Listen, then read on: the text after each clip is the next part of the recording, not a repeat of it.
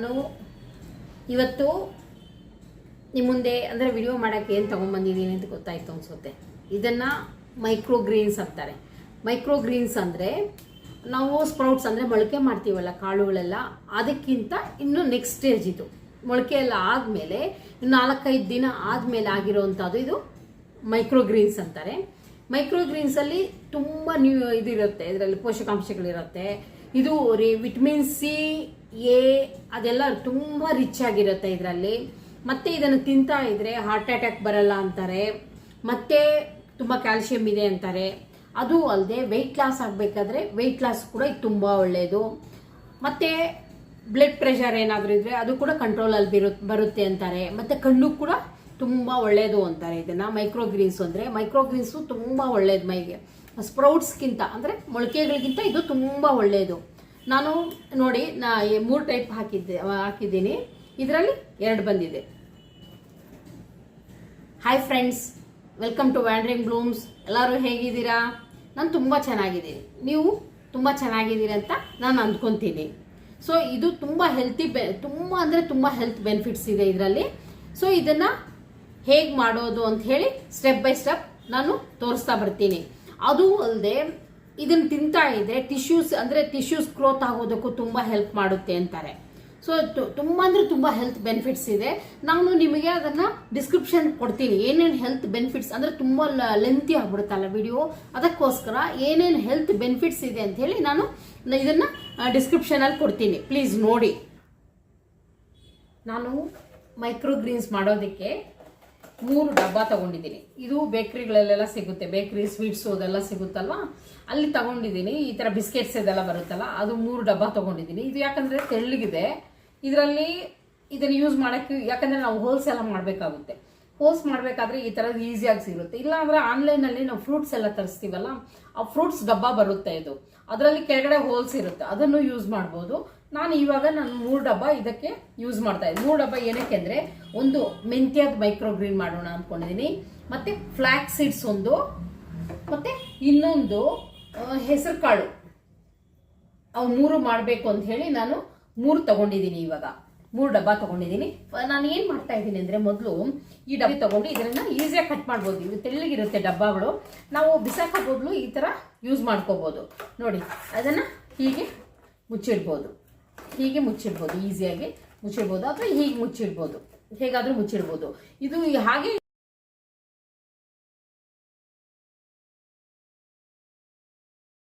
ಇದನ್ನು ಕಟ್ ಮಾಡಿಬಿಟ್ಟು, ಸೊ ಈ ಥರ ಕಟ್ ಮಾಡಿಬಿಟ್ಟೆ. 3 ಡಬ್ಬನು 3 ಮುಚ್ಚಳನು ತೆಗೆದಿದ್ದಾದ್ಮೇಲೆ ಏನು ಮಾಡ್ತೀನಿ ಅಂದರೆ, ನಾನು ಈಗ ಒಂದು ಪಿನ್ ತಗೊಂಡು ಎಲ್ಲ ಕಡೆನೂ ಹೋಲ್ಸ್ ಮಾಡ್ತೀನಿ. ಈ ಹೋಲ್ಸ್ ಏನಕ್ಕೆ ಮಾಡಬೇಕು ಅಂದರೆ, ನಾವು ಇದನ್ನು ಕಾಳು ಹಾಕಿ ನೀರು ಹಾಕ್ತೀವಲ್ಲ ಮೈಕ್ರೋಗ್ರೀನ್ಸ್ಗೆ, ಒಂದು 2-3 ದಿನ ನೀರು ಹಾಕ್ತೀನಿ. ನೀರು ಹಾಕಿದ್ರೆ, ಹಾಗೆ ನೀರಿದ್ರೆ ಅದರಿಂದ ಫಂಗಸ್ ಬರುತ್ತೆ. ಫಂಗಸ್ ಬಂದರೆ ನಮಗೆ ಅದು ಪ್ರಾಬ್ಲಮ್ ಆಗುತ್ತಲ್ಲ, ಹೆಲ್ತ್ ಅಫೆಕ್ಟ್ ಆಗುತ್ತಲ್ಲ. ಅದಕ್ಕೋಸ್ಕರ ನಾನು ಏನು ಮಾಡ್ತೀನಿ, ನೀರು ಅಲ್ಲಿ ನಿಲ್ದಂತೆ ಫುಲ್ ಡ್ರೈನ್ ಆಗೋದಕ್ಕೋಸ್ಕರ ಸಣ್ಣ ಹೋಲ್ಸ್ ಇಟ್ಟಿದ್ದೀನಿ. ಇಲ್ಲಿ ನಾನು ಸಣ್ಣ ಹೋಲ್ಸ್ ಇಟ್ಟಿದ್ದೀನಿ ಇಲ್ಲೆಲ್ಲ, ಪಿನ್ ತಗೊಂಡು 3 ಡಬ್ಬಗೂ ಸಣ್ಣ ಹೋಲ್ಸ್ ಇಟ್ಟು.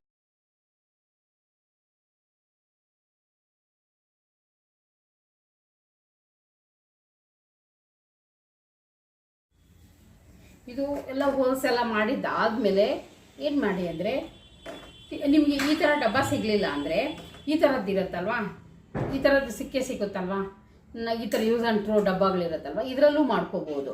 ಇದಕ್ಕೂ ಹೋಲ್ಸ್ ಮಾಡಿಬಿಟ್ಟು ಇದೇ ಥರನೇ ಯೂಸ್ ಮಾಡ್ಬೋದು ನೀವು.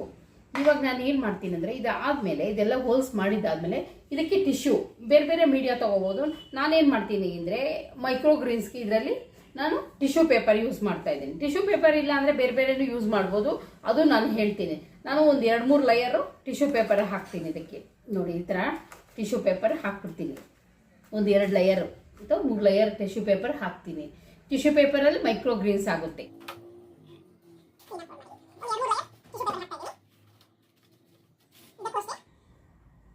ಒಂದು 2-3 ಲೇಯರ್ ಟಿಶ್ಯೂ ಪೇಪರ್ ಹಾಕ್ತೀನಿ. ನ್ಯೂಸ್ ಪೇಪರು ಹಾಕ್ತಾರೆ. ನಾನು ನ್ಯೂಸ್ ಪೇಪರ್ ರೆಕಮೆಂಡ್ ಮಾಡಲ್ಲ, ಯಾಕಂದರೆ ಪ್ರಿಂಟ್ ಎಲ್ಲ ಇರುತ್ತಲ್ವಾ, ಅದು ಲೆಡ್ ಎಲ್ಲ ಇರುತ್ತೆ. ಆ ಲೆಡ್ ಇರೋದ್ರಿಂದ ನಾವು ಅದರಲ್ಲಿ ಮೈಕ್ರೋಗ್ರೀನ್ಸ್ ಬೆಳೆದ್ರೆ ನಾವು ಅದನ್ನು ತಿಂತೀವಲ್ಲ, ಅದು ಅಷ್ಟು ಒಳ್ಳೇದಲ್ಲ ಅಂತ ನಾನು ಅಷ್ಟು ರೆಕಮೆಂಡ್ ಮಾಡಲ್ಲ. ಒಬ್ಬೊಬ್ಬರು ನ್ಯೂಸ್ ಪೇಪರಲ್ಲೂ ಮಾಡ್ತಾರೆ, ನ್ಯೂಸ್ ಪೇಪರ್ ಹಾಕಿ ಕೂಡ ಮಾಡ್ತಾರೆ. ನಾನು ರೆಕಮೆಂಡ್ ಮಾಡೋದು ಟಿಶ್ಯೂ ಪೇಪರಲ್ಲಿ. ಇದು ಪ್ಲೈನ್ ಇರುತ್ತಲ್ವ, ಅಥವಾ ಪ್ಲೈನ್ ಪೇಪರ್ ಯೂಸ್ ಮಾಡ್ಬೋದು ನೀವು. ಟಿಶ್ಯೂ ಪೇಪರ್ ಇಲ್ಲ ಅಂದರೆ ಪ್ಲೈನ್ ಪೇಪರ್, ಪ್ರಿಂಟ್ ಇಲ್ಲದೆ ಇರೋವಂಥ ಪೇಪರ್ನ ಯೂಸ್ ಮಾಡ್ಬೋದು. ಒಂದು 3-4 ಲೇಯರ್ ನಾನು ಟಿಶ್ಯೂ ಪೇಪರ್ ಹಾಕ್ತೀನಿ. ಟಿಶ್ಯೂ ಪೇಪರ್ ಹಾಕಿದ್ದಾದಮೇಲೆ ಇದಾದಮೇಲೆ ನಾನು ಏನು ಮಾಡಿದ್ದೀನಿ ಅಂದರೆ, ಇವಾಗ ಮೆಂತ್ಯ ಕಾಳು ಮತ್ತು ಫ್ಲ್ಯಾಕ್ಸ್ ಸೀಡ್ಸು ಮತ್ತು ಹೆಸರು ಕಾಳು ಇದನ್ನೆಲ್ಲ ರಾತ್ರಿ ನೆನೆಸಿಟ್ಟಿದ್ದೀನಿ ನಾನು. ಅದನ್ನು ನಾನು ನಿಮ್ಗೆ ತೋರಿಸಿಲ್ಲ. ನೀವೇನು ಮಾಡಬೇಕು ಅಂದರೆ ರಾತ್ರಿ, ಹಿಂದಿನ ದಿನ ರಾತ್ರಿ ಮೈಕ್ರೋಗ್ರೀನ್ಸ್ ಮಾಡೋಕ್ಕೆ ಹೋಗ್ತಿರಲ್ಲ, ಅದು ಹಿಂದಿನ ದಿನ ರಾತ್ರಿನೇ ಇವನ್ನೆಲ್ಲ ನೆನೆಸಿಡಬೇಕು. ಮಾರನೇ ದಿನ ಇದನ್ನು ಫುಲ್ಲು ನೀರು ತೆಗೆದುಬಿಡಬೇಕು. ಮೈಕ್ರೋಗ್ರೀನ್ಸ್ ಮಾಡಬೇಕಾದ್ರೆ ಇದನ್ನು ಫುಲ್ಲು ನೀರು ತೆಗೆದುಬಿಟ್ಟು, ಚೆನ್ನಾಗಿ ನೀರು ತೆಗೆದುಬಿಡಿ. ಇದು ಮೆಂತ್ಯದ್ದು ನೋಡಿ, ಚೆನ್ನಾಗಿ ಮೆಂತ್ಯದ್ದು ನೀರು ತೆಗೆದುಬಿಟ್ಟು ನಾನು ಏನು ಮಾಡ್ತೀನಿ ಗೊತ್ತಾ, ಈ ನೀರು ಕೂಡ ವೇಸ್ಟ್ ಮಾಡಲ್ಲ ನಾನು. ಈ ನೀರನ್ನ ಮತ್ತೆ ಸ್ವಲ್ಪ ಡೈಲ್ಯೂಟ್ ಮಾಡಿಬಿಟ್ಟು ನಾನು ಗಿಡಕ್ಕೆ ಹಾಕ್ತೀನಿ, ಎಲ್ಲ ಗಿಡಕ್ಕೂ ಹಾಕ್ತೀನಿ ಈ ನೀರನ್ನ.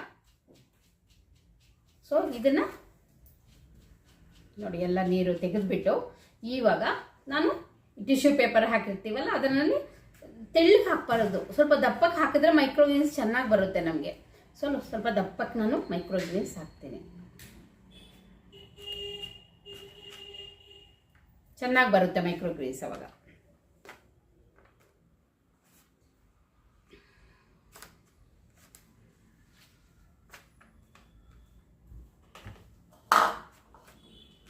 ಸ್ವಲ್ಪ ಜಾಸ್ತಿನೇ ಹಾಕಿದ್ದೀನಿ ಮೆಂತ್ಯಕಾಳು ಜಾಸ್ತಿನೇ ಹಾಕಿದ್ದೀನಿ, ಚೆನ್ನಾಗಿ ಬರಲಿ ಅಂತ. ಬುಷ್ ಥರ ಬರುತ್ತೆ ಅವಾಗ.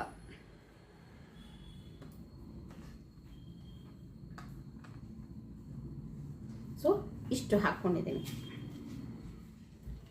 ಕವರ್ ಮಾಡೋದು ಅಂದರೆ ಹೀಗೆ, ಅಂದರೆ ಅಥವಾ ಈ ಕಡೆ ಆದರೂ ಮಾಡ್ಕೋಬೋದು ನಾವು. ನಾನು ಹೀಗೆ ಮಾಡ್ತೀನಿ, ಕವರ್ ಮಾಡಿರ್ತೀನಿ. ತುಂಬ ಟೈಟಾಗಿ ಏನು ಹಾಕ್ತಾ ಇಲ್ಲ ನಾನು, ಹೀಗೆ ಕವರ್ ಮಾಡಿಡ್ತಾ ಇದ್ದೀನಿ.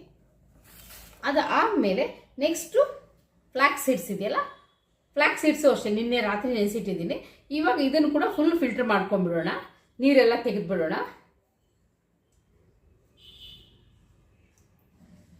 ನೋಡೋಣ ಯಾವ್ದು ಚೆನ್ನಾಗಿ ಬರುತ್ತೆ ಅಂತ ನೋಡೋಣ. 3ರಲ್ಲಿ ಯಾವ್ದು ಚೆನ್ನಾಗಿ ಬರುತ್ತೆ. ಇದು ಸ್ವಲ್ಪ ಫ್ಲ್ಯಾಕ್ಸ್ ಸೀಡ್ಸ್ ಸ್ವಲ್ಪ ಹಳೇದಾಗಿದೆ, ನೋಡಬೇಕು ಹೆಂಗೆ ಬರುತ್ತೆ ಅಂತ ನೋಡಬೇಕು. ಇಲ್ಲ ಅಂದರೆ ಇನ್ನೊಂದ್ಸಲ ಹೊಸ ಫ್ಲ್ಯಾಕ್ಸ್ ಸೀಡ್ಸ್ ತಂದು ನಿಮ್ಗೆ ಮಾಡಿ ತೋರಿಸ್ತೀನಿ.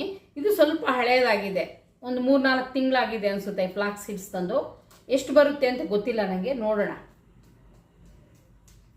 ಎಷ್ಟು ಜರ್ಮಿನೇಟ್ ಆಗುತ್ತೋ ಎಷ್ಟು ಆಗಲ್ವೋ ಗೊತ್ತಿಲ್ಲ ನನಗೆ ಇದ್ರ ಬಗ್ಗೆ. ಅವೆರಡು ಹೊಸದೇ ಇದೆ ಕಾಳು, ಹೆಸರು ಕಾಳು ಮತ್ತು ಮೆಂತ್ಯನೂ ಎರಡೂ ಹೊಸದೇ ಇದೆ. ಇದು ಸ್ವಲ್ಪ ಹಳೆಯದಾಗಿದೆ, ನೋಡೋಣ ಇದು ಎಷ್ಟು ಜರ್ಮಿನೇಟ್ ಆಗುತ್ತೆ ಅಂತ ಗೊತ್ತಿಲ್ಲ. ಇದನ್ನು ಇದರಲ್ಲಿ ಹಾಕ್ಕೊಂಬಂದ್ಬಿಡೋಣ. ಇದು ಎಲ್ಲರೂ ಮನೆಗಳಲ್ಲಿ ಎಲ್ಲರೂ ಮಾಡ್ಕೋಬೋದು. ಇದು ಹೊರಗಡೆ ಜಾಗ ಬೇಕು ಆ ಥರ ಏನಿಲ್ಲ. ಮನೆಯಲ್ಲಿ ಅಡುಗೆ ಮನೆಯಲ್ಲೇ ಇಟ್ಕೊಂಡು ನಾವು ಮೈಕ್ರೋಗ್ರೀನ್ಸ್ ಬೆಳೆಸ್ಕೋಬೋದು, ಅಡುಗೆ ಮನೆಯಲ್ಲೇ ಬೆಳೆಸ್ಕೋಬೋದು. ಇದಕ್ಕೇನು ತುಂಬ ಬಿಸಿಲು ಬೇಕು ಅದೆಲ್ಲ ಏನೂ ಇಲ್ಲ. ಮುಚ್ಚಳ ಹಾಕಿ ಇಟ್ಬಿಡ್ತೀನಿ, ಇದಕ್ಕೂ ಮುಚ್ಚಳ ಹಾಕಿ ಇಟ್ಬಿಡ್ತೀನಿ. ನೆಕ್ಸ್ಟ್ ಬಂದು ಹೆಸರು ಕಾಳು. ಹೆಸರು ಕಾಳು ನಾನು ತುಂಬ ನೆನೆಸಿದ್ದೀನಿ. ನಾನು ಮೊಳಕೆ ಮಾಡಬೇಕು ಅಂತಿದ್ದೀನಿ, ಅದಕ್ಕೂ ಸ್ವಲ್ಪ ಜಾಸ್ತಿ ಮಾಡಿದ್ದೆ, ಸ್ವಲ್ಪ ಮಾತ್ರ ಇಲ್ಲಿಗೆ ತಗೊಳ್ಳೋಣ. ಇದು ತುಂಬೋಗಿದೆ, ಬೇರೆ ಇದರಲ್ಲಿ ಹಾಕೋಣ. ಈ ನೀರು ಯಾವುದು ನಾವು ವೇಸ್ಟ್ ಮಾಡಲ್ಲ, ನಾನು ಗಿಡಕ್ಕೆ ಹಾಕ್ತೀನಿ. ಮತ್ತೆ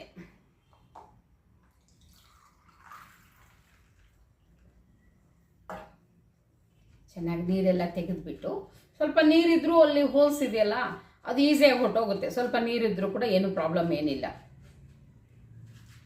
ಸೊ ಇವಾಗ ನಾನು ಇದಕ್ಕೆ ಹಾಕ್ಬಿಡ್ತೀನಿ. ಹೆಸರು ಕಾಳು ಇದೆಯಲ್ಲ, ಈ ಹೆಸರು ಕಾಳನ್ನೆಲ್ಲ ಇಲ್ಲೂ ಜಾಸ್ತಿ ಹಾಕ್ತೀನಿ. ಸೊ ಇದಿಷ್ಟು ಮಾಡಿದ್ದಾಯಿತು. ಇದನ್ನೇನು ಮಾಡ್ತೀನಿ ಅಂದರೆ, ನಾನು ಇದೇ ಡಬ್ಬದಲ್ಲಿಟ್ಟು ಮೊಳಕೆ ಬರುತ್ತೆ, ನಾಳೆ ಮೊಳಕೆ ಯೂಸ್ ಮಾಡ್ತೀನಿ. ಇದೇ ಡಬ್ಬದಲ್ಲಿಟ್ಟು ಮುಚ್ಚಿಟ್ಬಿಡ್ತೀನಿ, ನಾಳೆಗೆ ಮೊಳಕೆ ಬರುತ್ತೆ ಈ ಡಬ್ಬದಲ್ಲಿರೋದು.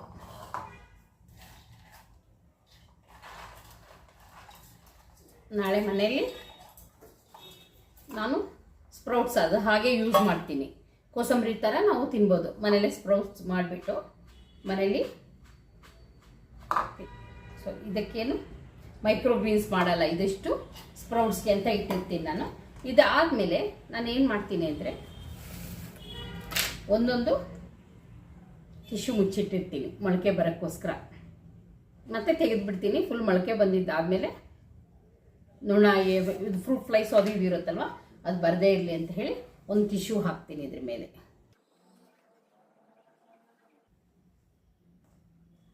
ಹಾಕಿದ್ದಾದ್ಮೇಲೆ ಮುಚ್ಚಿಟ್ಬಿಟ್ಟು ಒಂದ್ರ ಮೇಲೆ ಒಂದು ಇಟ್ಬಿಡ್ತೀನಿ ನಾನು ಮೊಳಕೆ ಬರೋವರೆಗೂ. ಅದಾದಮೇಲೆ ತೆಗಿತೀನಿ. ಇದ್ರ ಮೇಲೆ ಬೇಕಾದರೆ ಒಂದು ಏನಾದರೂ ವೆಯ್ಟ್ ಒಂದು ಸ್ವಲ್ಪ ಇಡ್ಬೋದು. ಸೊ ಹೀಗೆ ನಾನು ಎಲ್ಲಾದರೂ ಒಂದು ಕಡೆ ಇಟ್ಟಿದ್ರೆ ಸಾಕು, ಒಂದು ಮೂಲೆಯಲ್ಲಿ ಇಟ್ಟಿದ್ರೆ ಸಾಕು. ನಾಳೆಗೆ ಒಂದು ಸ್ವಲ್ಪ ಮೊಳಕೆ ಬರುತ್ತೆ, ನಾಳಿದ್ದಕ್ಕೆ ಇನ್ನೊಂದು ಚೂರು ಮೊಳಕೆ ಬರುತ್ತೆ. ಅದಾದಮೇಲೆ ನಿಮಗೆ ಸ್ಟೆಪ್ ಬೈ ಸ್ಟೆಪ್ ತೋರಿಸ್ತೀನಿ ಹೇಗೆ ಬರುತ್ತೆ ಅನ್ನೋದನ್ನು ತೋರಿಸ್ತೀನಿ. ಮೊನ್ನೆ ನಾನು ಇದರಲ್ಲಿ ಹಾಕಿಟ್ಟಿದ್ದನ್ನು ಇವತ್ತು 2 ದಿನ ಆಗಿದೆ. ಮೊನ್ನೆ ಹಾಕಿದ್ದಲ್ವಾ, ನಿನ್ನೆ ಇವತ್ತು ನಾನು ತೆಗೆದಿಲ್ಲ. ಇವತ್ತು ಏನಾಗಿದೆ ಅಂತ ನೋಡೋಣ. ಇದು ಹೆಸರು ಕಾಳಿಂದು ನೋಡಿ, ಹೆಸರು ಕಾಳಿಂದು ಮೊಳಕೆ ಬಂದಿದೆ ಆಯಿತಾ, ಚೆನ್ನಾಗಿ ಮೊಳಕೆ ಬಂದಿದೆ. ನಾನು ಏನು ಮಾಡ್ತೀನಿ ಇವಾಗ ಈ ಮುಚ್ಚಳ ತೆಗೆದಿಟ್ಬಿಡ್ತೀನಿ. ಬರೀ ಇದಷ್ಟೇ ಹಾಕ್ಬಿಟ್ಟು 1-2 ದಿನ ನೀರು ಹಾಕ್ತಾ ಬರ್ತೀನಿ. ಇನ್ನು ಸ್ವಲ್ಪ ಮೊಳಕೆ ಚೆನ್ನಾಗಿ ಬರುತ್ತೆ. ಯಾಕಂದರೆ ಫ್ರೂಟ್ ಫ್ಲೈಸ್ ಬರಬಾರ್ದು ಅಂತ ಹೇಳಿ ಈ ಥರ ಹಾಕ್ತೀನಿ ಅಷ್ಟೇ. ಇದು ತೆಗೆದುಬಿಡ್ತೀನಿ ಇವಾಗ. ನೆಕ್ಸ್ಟು ಬಂದು ಮೆಂತ್ಯ ಕಾಳು. ಮೆಂತ್ಯ ನೋಡಿ, ಮೆಂತ್ಯನೂ ಚೆನ್ನಾಗಿ ಮೊಳಕೆ ಬಂದಿದೆ. 2 ದಿನಕ್ಕೆ ತುಂಬ ಚೆನ್ನಾಗಿ ಮೊಳಕೆ ಬಂದಿದೆ ಆಯಿತಾ. ಇದಕ್ಕೂ ಅಷ್ಟೇ ಅದು ಮುಚ್ಚಳ ತೆಗೆದಿಟ್ಬಿಟ್ಟು ನಾನು ಬರೀ ಇದು ಮಾತ್ರ ಹಾಕ್ತೀನಿ. ಇನ್ನೊಂದು ಫ್ಲಾಕ್ಸ್ ಸೀಡ್ಸ್ ನಾನು ಹೇಳಿದ್ನಲ್ಲ, ಅದು ಡೌಟು ಅಂತ, ಇದು ಮೊಳಕೆ ಬಂದಿಲ್ಲ ಇದು. ನೋಡೋಣ, ಇನ್ನೂ 1-2 ದಿನ ನೋಡ್ತೀನಿ. ಬರಲಿಲ್ಲ ಅಂದರೆ ತೆಗೆದುಬಿಡ್ತೀನಿ ಇದು. ಯಾಕಂದರೆ ತುಂಬ ಹಳೇದಾಗಿರೋದ್ರಿಂದ ಇದು ಮೊಳಕೆ ಬಂದಿಲ್ಲ.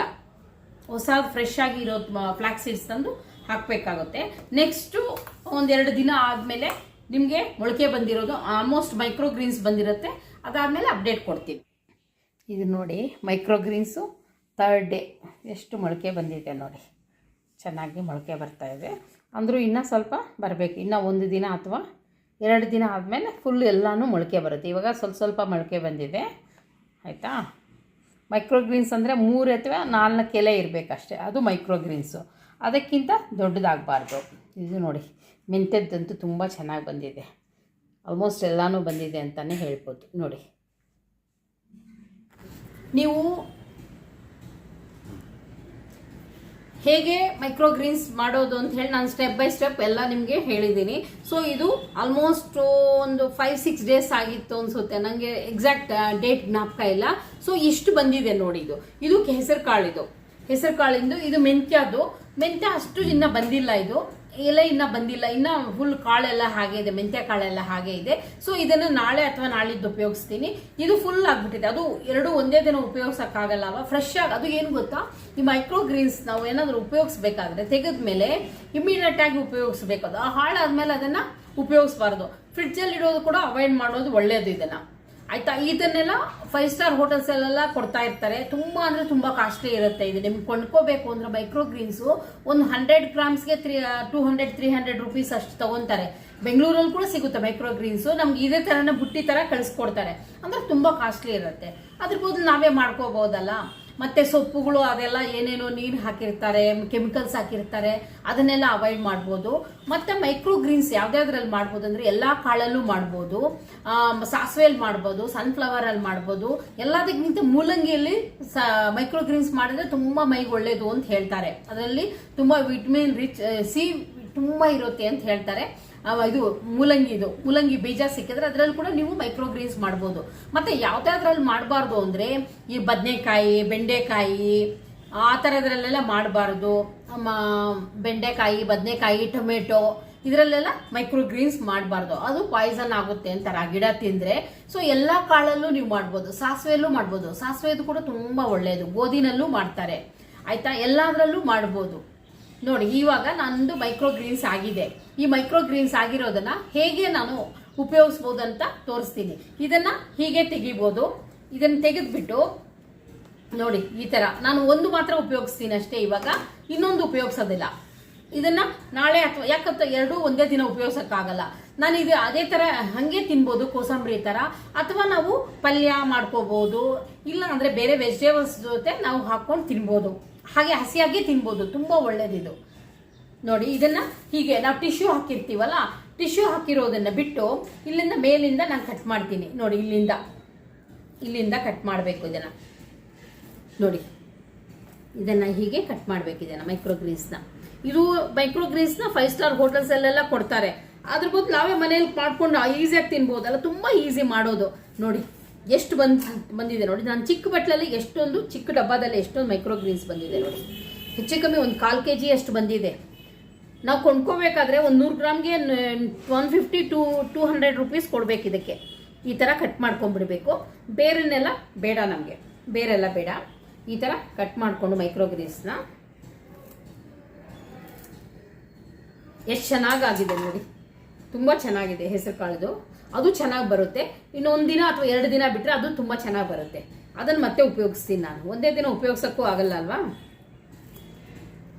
ಇದನ್ನು ಇದೇ ಡಬ್ಬದಲ್ಲಿ ಹಾಕಿ ಕ್ಲೀನಾಗಿ ಹಾಕಿಟ್ಟಿರ್ತೀನಿ.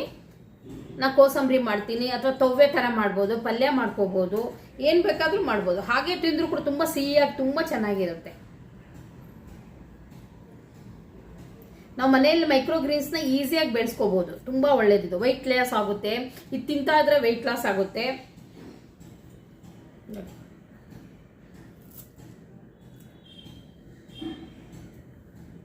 ಒಂದೆರಡು ಕಾಳಿದ್ರು ಕೂಡ ಏನಾಗೋದಿಲ್ಲ. ಇದ್ರ ಜೊತೆ ಕಾಳೆಲ್ಲ ಬರುತ್ತಲ್ವಾ, ಅದಿದ್ರು ಕೂಡ ಏನಾಗೋದಿಲ್ಲ. ಇದೆಯಲ್ಲ, ಇದನ್ನು ಕೂಡ ನಾನು ಬಿಸಾಕೋದಿಲ್ಲ. ಇದನ್ನೇನು ಮಾಡ್ತೀನಿ ಅಂದರೆ ನೋಡಿ, ಇನ್ನೂ 1-2 ಬರಬೇಕಾಗಿತ್ತು ನೋಡಿ. ಇದೆಯಲ್ಲ, ಇದನ್ನು ನಾನೇನು ಮಾಡ್ತೀನಿ, ನಮ್ಮ ಕಂಪೋಸ್ಟ್ ಬ್ಯಾಗ್ಗೆ ಹಾಕ್ಬಿಡ್ತೀನಿ ಅಷ್ಟೇ. ಸೊ ಇದಷ್ಟು ಯೂಸ್ ಆಗ್ಬಿಡುತ್ತೆ ನಮಗೆ ಮೈಕ್ರೋಗ್ರೀನ್ಸ್. ನೋಡಿ ಇಷ್ಟು ಮೈಕ್ರೋಗ್ರೀನ್ಸ್ ಬಂತು ಹೆಸರು ಕಾಳಿಂದು. ನಾನು ಇದನ್ನು ಚೆನ್ನಾಗಿ ಅಂದರೆ ಡಸ್ಟ್ ಕೂಡ ಏನು ಇರೋದಿಲ್ಲ.